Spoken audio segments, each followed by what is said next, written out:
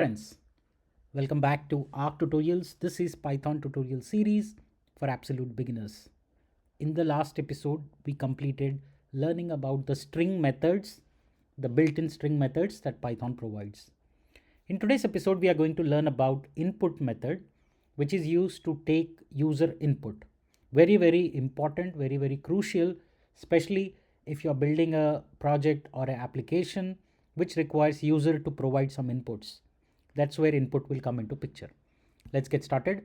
Before I start coding, I want to thank you for always supporting me and my channel. Please do like, comment, share. Also, don't forget to get your full stack interview series book at arctutorials.gumroad.com. This is episode 9. Today we are learning about input method. If you have missed out on any of the following tutorials covered earlier, make sure that you go through them in order to learn and master Python with me. Alright, so what is input? Input is used to take user input from the keyboard. It's a keyboard event. It captures what user is entering.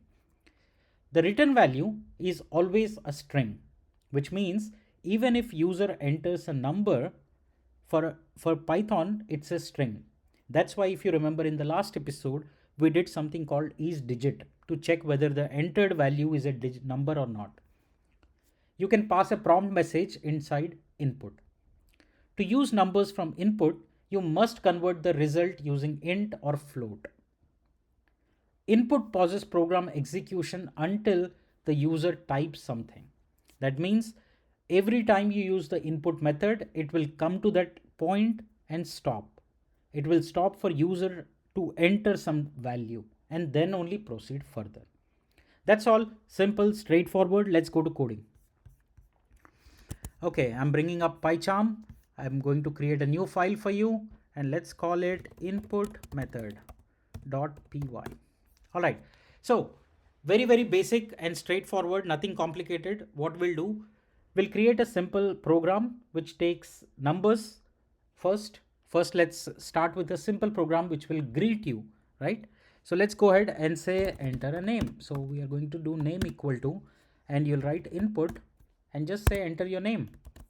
So now when I run this program and I'm going to say input method, it will stop here. See, it will not do anything. It will just wait for us to enter a value. So let's go ahead, enter your name, and we entered, but it won't do anything because we did not say what to do with it. So let's take that value and print it back. And we'll keep modifying it. So now it again stops the execution for us to enter a value.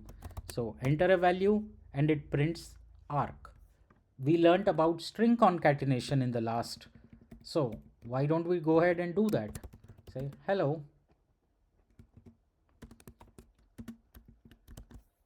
So whatever you're learning will keep adding now. Remember that. And that's the purpose of learning. So now you see it says hello arc, right? So which means now we can do concatenation with taking input from the user. Okay, this is the first one. Now let's try and get multiple inputs and do some calculations. Like let's say you're building a calculator. So I'm going to say number 1 input, enter a number, num2, and I'm going to say num2 equal to enter another number, and then we are going to say output equal to num1 plus num2, and then we are going to print output. So it waits first this program, which is enter your name. So I'm entering arc, enter a number, let's say 1 2, enter another number 25, and it is doing concatenation. See, because remember default value is always a string. Okay, I am entering a number, but when I use plus sign, it becomes string concatenation because the value is always a string. Okay, but we need to convert it into an integer. So we can do num1 equal to int stands for integer. So now I'm saying num2 is equal to integer num2. Now you see what happens. Let's enter a name, enter a number, same number 12 and 25, and now the output is 37 because these are no more strings, but remember, by default it's all entered value. By default entered value by user is always a string. Entered, TRED. Okay, by default any value that user enters, even though it is a number, it will be a string. So we need to convert string into integer. Integer is nothing but a digit or a number, basically numeric value. Same way, converting again a string into a integer. And now when I do plus, means numeric addition of numbers instead of concatenation. So the output you are seeing is the plus of these two numbers. Okay, very, very important. Remember this concept.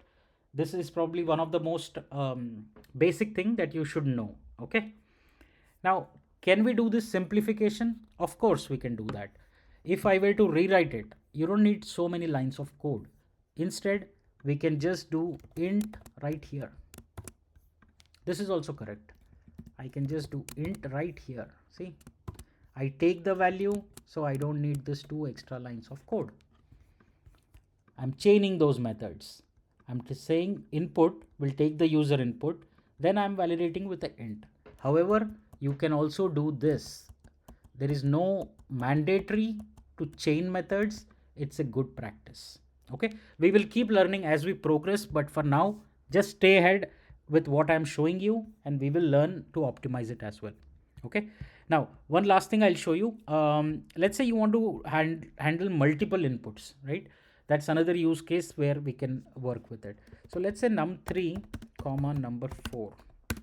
Okay, now I want two inputs from user, so I'm going to use single input, but I'm going to say enter two numbers, okay, separated by space. Okay, and since we learned about split in the last episode, string split, remember we learned it in last episode, which is we can split it with a space.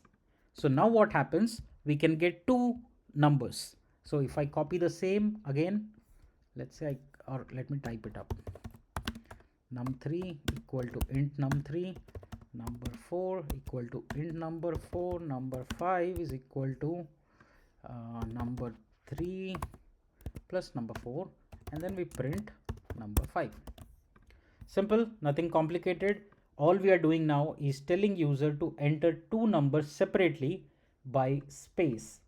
We take that values and split it, so we get two values, num3 and num4.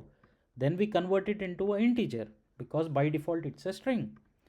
Now once we get those two values, we just add them. Now let's run it. Now this is the first one, very top one. Now it says enter a number. This is for this one, 12, 25. This was returning 37, which is still. Now it says enter two numbers separated by space. So I'm saying 10 space 40. The output is 50 because we are taking the value and splitting it. Okay, so it's simple, straightforward method. Input will help us to capture the user input. Remember that, practice this, and I'll see you in the next episode. We learn about very, very important topic called list. Anything that you work in Python, any serious project, any serious work that you do in Python involves a list. Whatever we are learning, variables, numbers, strings, all of this will start accumulating now as into one big project. These are all fundamental building blocks. Make sure that you get them correct in your learning. Thank you so much for joining. See you in the next episode.